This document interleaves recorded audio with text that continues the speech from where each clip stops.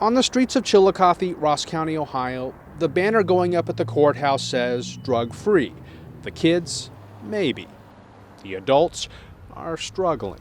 Shooting heroin nowadays seems like it's just like a person drinking beer. Like, it's not. It's so common and ridiculous. It's just taking over. This 34-year-old is talking to us as long as we don't reveal her identity. She's getting a visit from the police and sheriff because she overdosed the week before. It was just one shot of heroin and 6 Xanax bars, though. On the streets of Chillicothe, Ross County, Ohio, the PORT team, that's the Post-Overdose Response Team, is making its Wednesday rounds. The overdose list this week is 8 names long.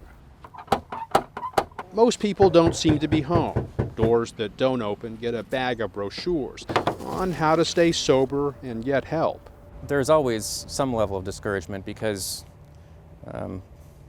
there are always going to be people that you can't reach, or stories you hear people overdose again and die after you've already contacted them. But that only makes it more important that we try to reach out to those people before that happens. Our camera is staying back and not identifying this man so the team can do its work. You're not in any trouble. We're just here basically to offer assistance, and that's it, you know? The team started in April. Since then, police, sheriff, and medical providers have made more than 200 visits. This is where the hills of Appalachia flatten into the Midwest. It is small-town America. Like other parts of the country that's seen opioid addictions rise, it's a place where jobs and people have come and gone. A place where pain pills poured in, followed by heroin, cheap and available, like beer. We are seeing overdoses at an epidemic proportion. We're seeing the use among individuals from all walks of life in our community. This has hit our community really hard.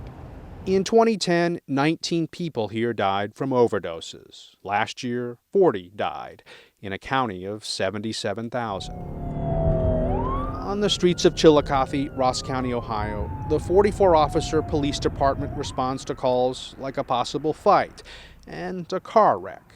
Now, officers dispense medicine, too. This cap comes off, so it's a liquid nasal spray. Since January, I've probably done it at least 50 times, and that's a low estimate. Every officer carries naloxone, or Narcan, to reverse the effects of an opioid overdose. This is officer body cam footage released by the police department. We are blurring the identity of this overdose victim to protect his family's privacy. This 27-year-old later died.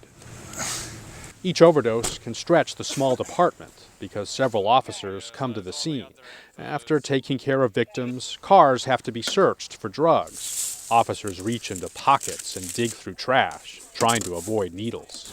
I ain't getting freaking poked. With the year nearly over, police have handled almost 300 overdose calls. It's kind of taken on a life of its own just simply by the resources that are required to be dedicated to the efforts and stopping people from killing themselves. People here say the addiction epidemic used to be talked about in whispers, if talked about at all. Then people started talking about addictions and overdoses. We've not closed our doors. We've not rolled up our community streets. We've really come together with the idea that we're going to battle this epidemic. On the streets of Chillicothe, Ross County, Ohio, the battle against drugs is visibly, loudly, fought by high school students one Friday. They're part of a club where joining requires a drug test. The students get discounts at local merchants if they stay clean. Those whispers about the addiction epidemic, not hidden, not today. This is real. Drugs is taking over our hometown. I came here basically to wake somebody up. I've been arrested 98 times here in Ross County. Learn what not to do. They gathered beneath a banner that says drug-free in a town that is not yet. It took you children to come together to start something so the rest of us could follow. What there is hope. for the 1,500 students on the street in Chillicothe, Ross County, Ohio.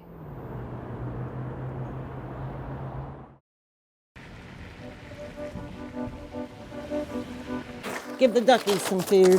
The pain is always there. No, they're coming too. It eases up with the medication, but I'm always feeling it. I am in pain constantly. I'm afraid that it would be a whole lot worse if I didn't have the medication. Like I said, not much of a backyard out here, but the pain I experienced before my back surgery, was real severe. Eventually my disc herniated, it ruptured. And at that point, I couldn't even move. There was no question at that point, give me the strongest pain medications you got. It's excruciating. If you talk to anybody else who has ever had gout, they will tell you the same thing. It's unbearable. I am taking oxycodone. When I have the pain, I'm miserable, I'm not me. But when I'm on the pills, it's like, oh, okay. But I've never been concerned about being addicted to them. I guess I just don't have the addictive personality.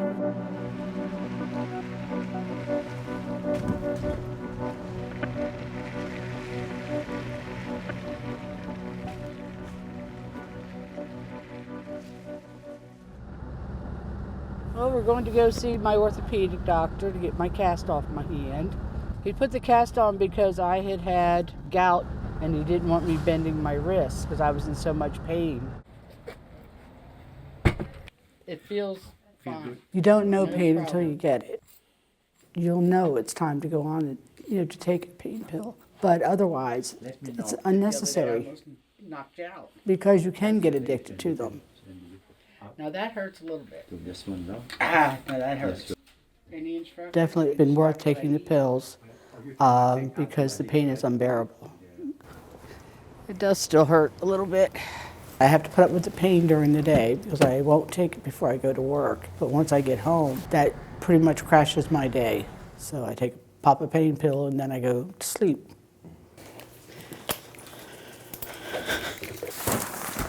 Come on, babies.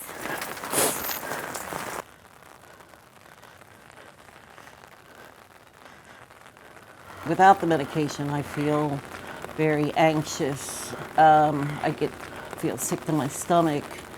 And with it, I'm able to relax and do my normal things that I do.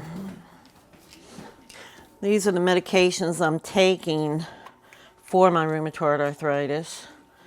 I take 2 Oxycontin 15s a day for breakthrough pain, 2 Oxycontin 80s for all-day pain. Well, the rheumatoid arthritis started about 15 years ago, 16 years ago, somewhere around there. The doctors kept upping it. Every time I said, I'm hurting, they would up my medication. There for a while, all I was doing was sleeping, and I had no self-worth or anything. I would love to be off of them totally, but I just don't know how. I feel like I'm addicted. Come on. I'm scared to death of the pain that I will be in if I don't have any. It's lifelong.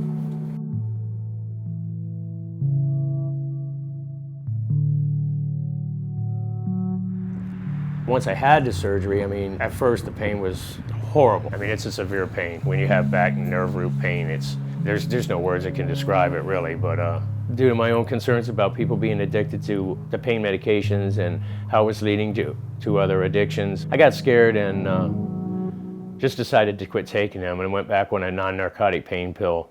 I used to lock up my narcotic pain medications in a safe in the closet. Now, I just keep them in a drawer. These are gabapentin 100s, or they're just basically a backup. The pain's pretty intense again. I can't even do things around the house some days. And those are the days, where, I guess the thought has crossed my mind, maybe I do need the medications back, but I muddle through. That's where I'm at today. It feels good. Pain's about a 4. Only when I bend it. If I don't bend it, I'm okay. It's bearable. I'm not going to run home and take a pill for it. And I don't know when the next time will be that I'll need one. I can live with pain or I can, you know, become an addict. So I choose to live with the pain, I guess, you know. I don't want it. And I'd rather not be on it. And I look back now and think, what could I have done differently? So I suggest you take it easy and think about it long and hard.